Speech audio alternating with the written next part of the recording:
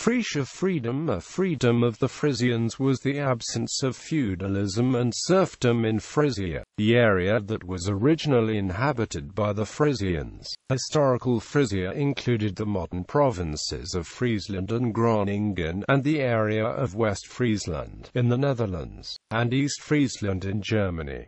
During the period of Frisian freedom, the area did not have a sovereign lord who owned and administered the land. The freedom of the Frisians developed in the context of ongoing disputes over the rights of local nobility. Origin: the killing of Arnulf, Count of Holland in 993 is the first sign of the Frisian freedom. This Frisian count was killed in a rebel attempt to compel obedience from his subjects. The murder of another Count, Henry de Graaf, in 1101 is regarded as the de facto beginning of the Frisian freedom. This freedom was recognized by the Holy Roman Emperor William II on November 3, 1248. He did this after the Frisians aided in the siege of the city of Aachen. In 1417 the status of the Frisians was reaffirmed by Emperor Sigismund. Later, Emperor Louis IV repealed these rights and granted Friesland to the Count of Holland. An alternative interpretation of the origins of the freedom states that it was granted in the Karol's privilege by Charlemagne to Magnus Fortman, as a reward for the conquest of Rome.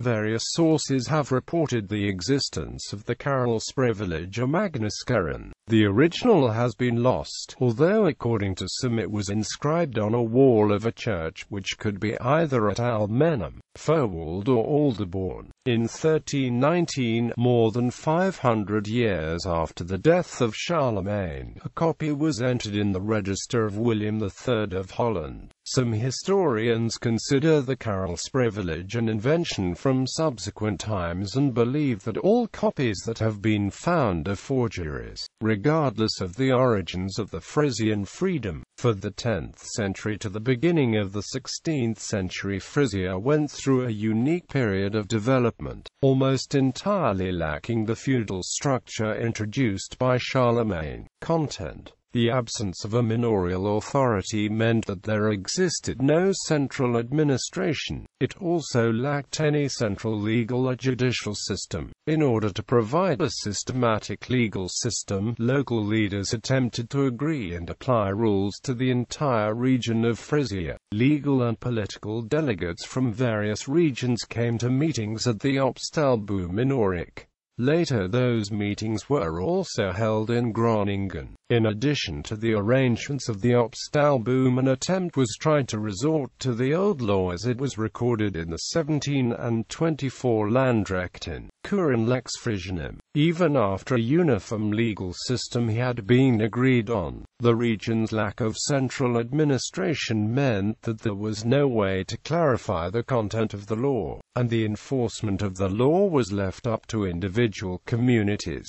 Friesland had no knighthood or riddership. In Friesland, the feudal idea of nobility, which gave the right of control in the country, was deemed incompatible with the Frisian freedom. The region also had no forced labor.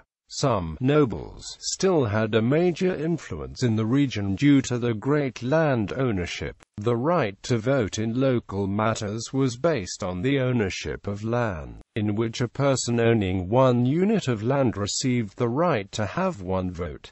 This meant that men owning large areas of land could cast more votes. Voting men used their influence to choose a mayor from one of the 30 municipalities, who in turn represented all of Friesland. Each city had 11 votes, and Duke Albrecht III of Saxony. The conflicts between the Schieringers and Vetkopers contributed in a significant way to the end of the Frisian freedom. The absence of an effective authority also contributed to the emergence of disputes. The arguments made it attractive for outsiders to interfere in the dealing with Friesland, sometimes with an appeal to old rights. At the same time, triggered by the lawlessness which resulted from this battle, was the call for a lord. At the time in Friesland the sharing of potestat Juw Decemar called upon the help of Albert, Duke of Saxony. This period is described by Petrus Thaberita.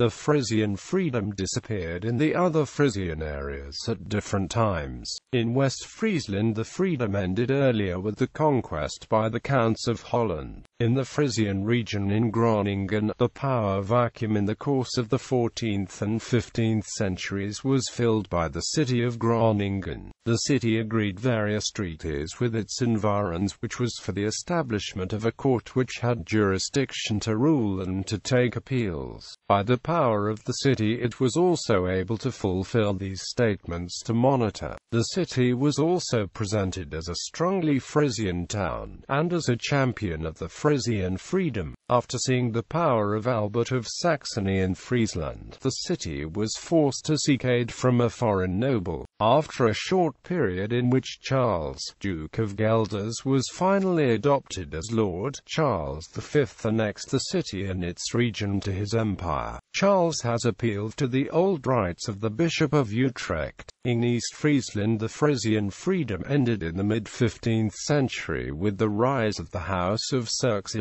Bibliography. O Vries, het Heilige Rooms Ijk en de Friese Vrijheid. MP van Bijtenen, de grondslag van de Friese Vrijheid.